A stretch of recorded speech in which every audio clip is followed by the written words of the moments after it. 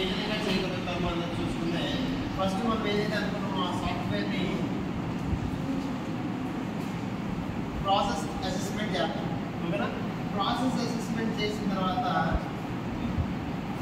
2 categories కింద division చేస్తాం. ఓకేనా?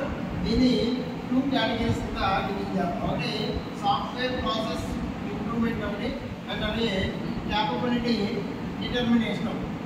ఓకేనా?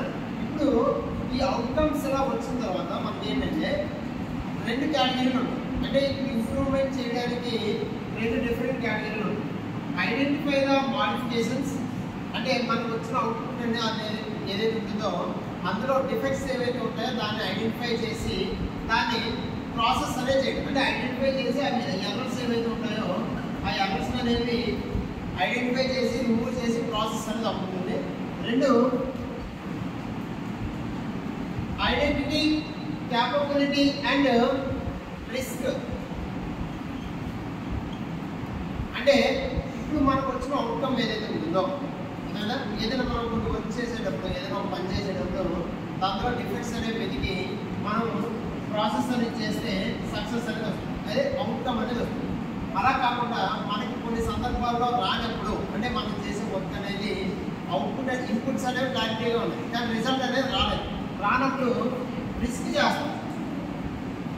అంటే ఫర్ ఎగ్జాంపుల్ మనం ఎగ్జామ్లో రాసేటప్పుడు వచ్చినవన్నీ రాసాం, రానివి అటెంప్ట్ చేస్తాం. For example competitive exams రాసాము.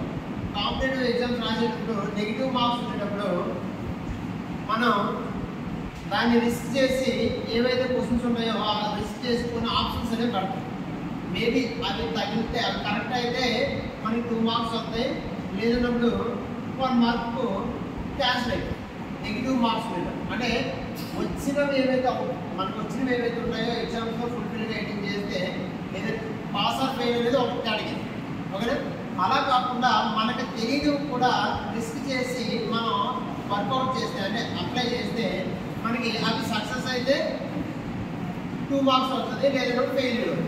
అంటే ఇప్పుడు మనకు ఏదైతే మనకి సాఫ్ట్వేర్ ఉందో ఈ సాఫ్ట్వేర్ ఏదైతే ఫైనల్ సాఫ్ట్వేర్ ఉందో దాన్ని వచ్చేటప్పుడు మాడిఫికేషన్స్ చేసి సాఫ్ట్వేర్ ప్రాసెస్ చేయడం అనేది ఒక విధం.